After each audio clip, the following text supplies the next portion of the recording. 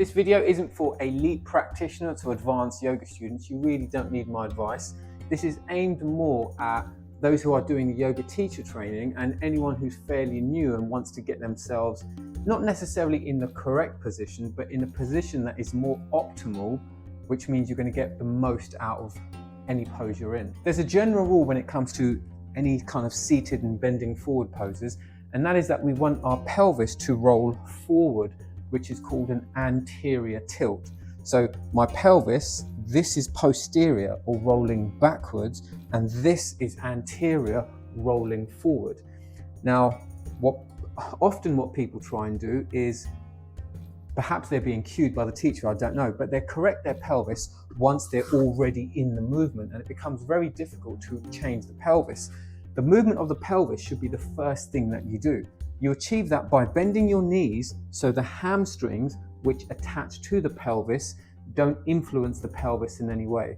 And then you take your hands and you sit back and you feel those two bones, those sit bones, those backside bones, your ischial tuberosities. Not that anyone needs to remember that. I'm just perhaps trying to be a bit fancy, trying to show you that I know what I'm talking about.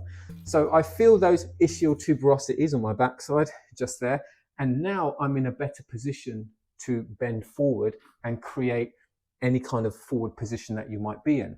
With Janu Sirsasana, the single leg hamstring stretch, another movement that can influence the pelvis is the ball and socket of the hip. So if you sit normally, so you haven't changed your pelvis, and you do this, the rolling out of that ball and socket can in some cases make the pelvis tilt posteriorly. Then you straighten your leg, which also has the potential to tilt the pelvis posteriorly.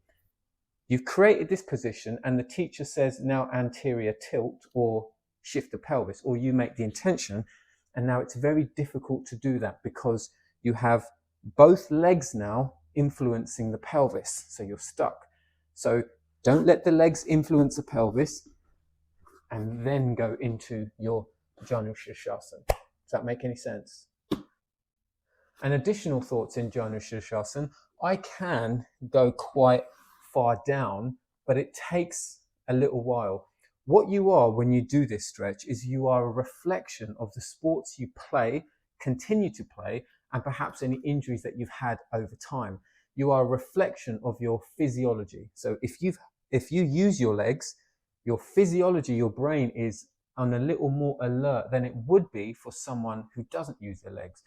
Say you just went to the gym yesterday and you trained legs and you had a heavy leg day, and you did a 5K run, and the next day you come to yoga and you're asking your hamstrings, or more specifically, you're asking your brain to let that hamstring stretch. But the brain thinks, hang on, it's too contradictory to what we did yesterday. So it resists early on. It's like your brain has this alarm reaction to what you're doing. It says, no, we're not going to stretch just yet.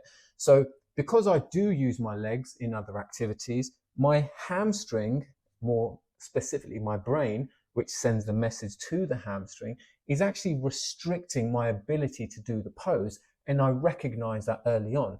So I just stay here, I just hold my foot, I close my mouth, and I just try to breathe in and out of my nose. And I'm not actually stretching anything, really. I'm just trying to bypass my alarm reaction stage. And I will bypass that if I breathe in and out of my nose and I try and slow my heart rate down. Because a slower heart rate will tell the brain that this is not stressful, it's not contradictory to anything we're doing, and it's more likely, the brain is more likely to tell that hamstring to relax. And you might find that after 30, 60, 90 seconds, sometimes 3 minutes, you can go further and further in the pose.